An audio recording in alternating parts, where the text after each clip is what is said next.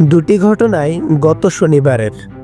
Antigua টেস্টে West ইন্ডিজের বিপক্ষে মাহমুদুল হাসান যখন স্লিপে ক্যাচ দিয়ে মাত্র 5 রান করে আউট হন, বাংলাদেশে তখন ভোররাত।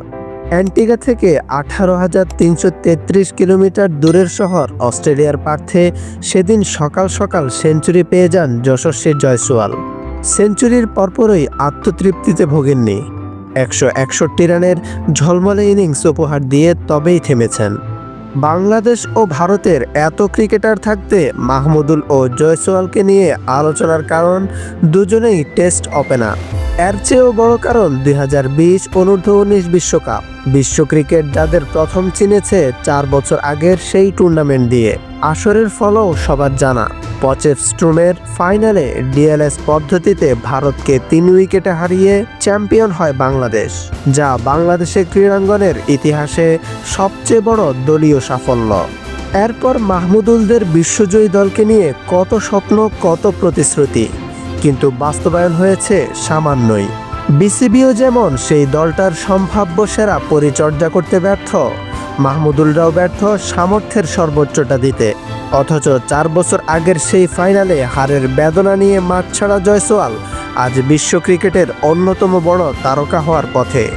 অস্ট্রেলিয়ার পূর্ণশক্তির বোলিং আক্রমণের বিপক্ষে বিশ্বের সবচেয়ে দ্রুতগতির পিচে 161 রানের ইনিংস দেখার পর ভারতীয় মিডিয়া জয়সওয়ালকে নতুন রাজা ডাকতে শুরু করেছে। অ্যান্টিগা টেস্টে বাংলাদেশের প্রথম ইনিংসে মাহমুদুল আউট হন মাত্র 5 রানে। মাহমুদুলের মতো জয়সওয়ালও প্রথম ইনিংসে ডাব্বা মারেন, কিন্তু ভুল থেকে যে তিনি দ্রুত শিক্ষা নেন সেটার প্রমাণ দ্বিতীয় ইনিংসেই করেন 161 রান। বিপরীতে মাহমুদুল দ্বিতীয় ইনিংসে করতে পারলেন মাত্র 6 রান। এর চেয়েও দৃষ্টিকটু হয়ে রইল তার আউট হওয়ার দৃশ্য। এতে একটা বিষয় আরও স্পষ্ট, জয়সওয়ালরা ভুল থেকে তৎক্ষণাৎ শিক্ষা নেন, আর মাহমুদুলরা দিনের পর দিন একই ভুল করে যান, কিন্তু তাদের শিক্ষা সফর কখনই শেষ হয় না। প্রিয় দর্শক, আমরা একটু তাদের টেস্ট ক্যারিয়ারের দিকে নজর দিই। টেস্টে এখন পর্যন্ত 28 ইনিংসে 2311 বল খেলেছেন জয়সওয়াল। ইনিংস প্রতি গড়ে 82 বল সামলেছেন। মাহমুদুল জয়সওয়ালের চেয়ে 2টি ইনিংস বেশি খেললেও প্রতিপক্ষের বল সামলাতে পেরেছেন 30 ইনিংসে 1768টি। অর্থাৎ ইনিংস প্রতি গড়ে 58 বলের বেশি টিকতে পারেনি বাংলাদেশের এই ওপেনার। এখানেই শেষ নয়। টেস্টে মাহমুদুলের ব্যাটিংয়ের বৈশিষ্ট্য একটাই, ধরে খেলা, কিন্তু জয়সওয়াল মেরে খেলতেও ওস্তাদ। যেখানে টেস্ট ক্যারিয়ারে মাহমুদুলের ছক্কা মাত্র 3টি, সেখানে জয়সওয়ালের 38টি। ভারতের বাঁহাতি ওপেনার 2024 সালে মেরেছেন 35 ছক্কা, যা টেস্ট ইতিহাসে এক পঞ্জিকা বর্ষে কোনো ব্যাটসম্যানের সর্বোচ্চ। বলতে পারেন মাহমুদুল হার্ড হিটার নন, তাই ছক্কার সংখ্যা কম হওয়াই স্বাভাবিক।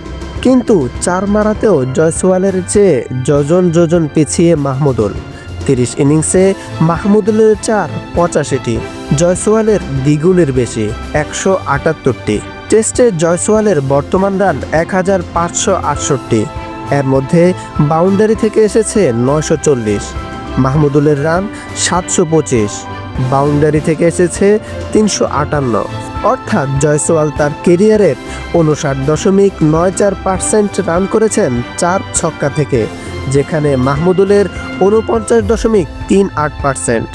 16 টেস্টের কেরিয়ারে মাহমুদুলের সেঞ্চুরি মাত্র 1টি।